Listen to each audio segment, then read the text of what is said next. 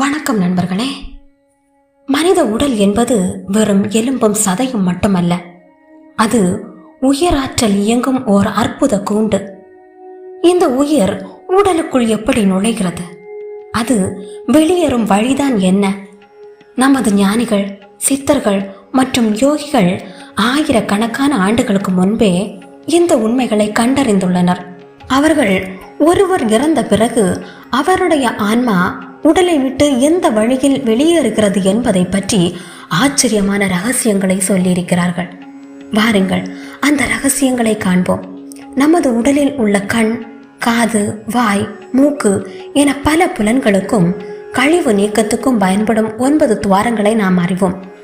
ஆனால் சித்தர்கள் இவை மட்டுமல்ல, உயிர் வெளியேற ஒரு 10வது வாசல் இருக்கிறது என்று சொல்கிறார்கள். அந்த 10வது வாசல் எது தெரியுமா? அதுதான் தலையின் உச்சியில் உள்ள பிரம்ம ரந்திரம். நாம் குழந்தையாக இருக்கும் பொழுது துடித்து கொண்டிருக்கும் உச்சந்தலை, அதுதான் பிரம்ம ரந்திரம். ஒருவருடைய உயிர் எந்த துவாரம் வழியாக வெளியேறும் என்பது அவர் வாழ்ந்த வாழ்க்கை, அவருடைய ஆன்மீக நிலை மற்றும் அவர் செய்த கர்மாவை பொறுத்தது. பிரம்மரந்திரம், தலையின் உச்சி, இதுதான் மிக உயர்ந்த பாதை. ஞானிகள், ரிஷிகள், யோகிகள் மற்றும் சித்தர்கள் இந்த பாதை வழியாகத்தான் தங்கள் உயிரை விடுவிப்பார்கள். இவர்கள் உலகியல் பற்றுதல்களை துறந்து குண்டலினி சக்தியை உயர்த்தி முக்தி நிலையை அடைந்தவர்கள்.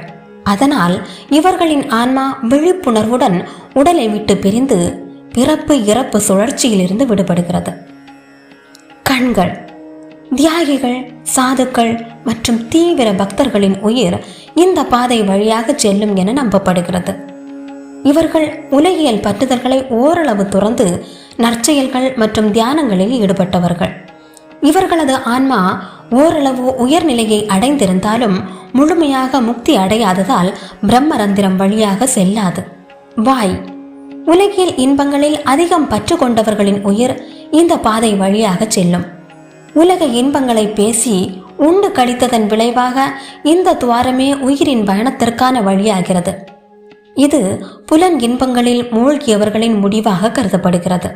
மூக்கு, நடுநிலைவாதிகள், அதாவது உலக இன்பங்களில் அதிக நாட்டமும் இல்லாமல் ஆன்மீகத்தில் முழு ஈடுபாடும் இல்லாதவர்களின் உயிர் மூக்கு வழியாக செல்லும் என கூறப்படுகிறது. காதுகள் வழியாக உயிர் செல்வது ஒரு குறிப்பிட்ட ஆன்மீக நிலையை குறிக்கும். அதாவது சப்தம், ஒலியின் மீது அதிக நாட்டம் கொண்டவர்களின் உயிர் காதுகள் வழியாக வெளியேறும் என்று சில நூல்கள் கூறுகின்றன. கீழ் துவாரங்கள், மிக மோசமான பாவங்களை செய்தவர்களின் உயிர் உடலின் கீழ் துவாரங்கள் வழியாக செல்லும் என சொல்லப்படுகிறது. இது மிக கீழ்மையான கர்மாவின் விளைவாக கருதப்படுகிறது.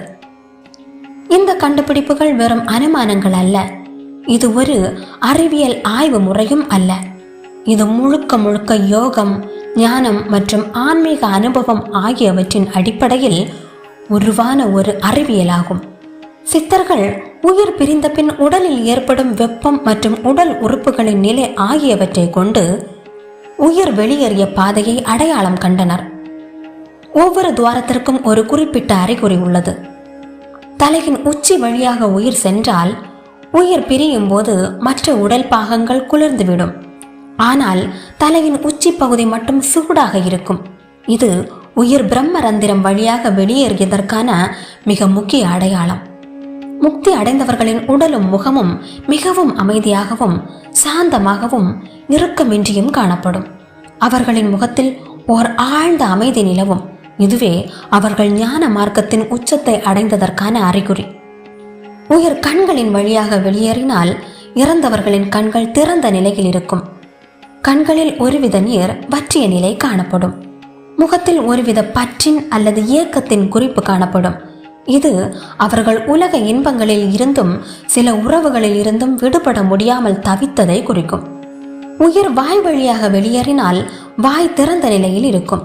வாய் மற்றும் உதடுகள் வறண்டு காணப்படும். அவர்கள் தங்களது ஆசைகளை முழுமையாக அனுபவிக்க முடியாமல் போனதன் இறுக்கத்தை முகத்தில் காணலாம். காதுகள் வழியாக உயிர் வெளியேறினால் காதுகள் நுண்ணிய வெப்பத்துடனோ அல்லது ஒருவித அசைவுடனோ காணப்படும். கீழ் துவாரங்களின் வழியாக உயிர் பிரிந்தால் இறந்தவர்களின் உடல் முழுமையாக குளிர்ந்து விரைப்புத்தன்மை அடைந்திருக்கும். முகத்தில் ஒருவித துக்கமும் குழப்பமும் காணப்படும். இது பாவ செயல்களிலும் இழிவான பற்றுதல்களிலும் ஈடுபட்டவர்களின் உயிரை குறிக்கும். ஆக நமது உடல் என்பது ஒரு வாகனம் போல. அதை நாம் எப்படி பயன்படுத்துகிறோம் என்பதுதான் நம்முடைய ஆன்மா எங்கே பயணிக்கிறது என்பதை தீர்மானிக்கிறது. இந்த தகவல்கள் உங்கள் ஆன்மீக பயணத்தில் ஒரு புதிய சிந்தனையை தூண்டும் என்று நம்புகிறோம். மீண்டும் ஒரு சுவாரஸ்யமான தகவலுடன் அடுத்த வீடியோவில் சந்திக்கலாம். மறக்காமல் சேனலை சப்ஸ்கிரைப் செய்யுங்கள். நன்றி.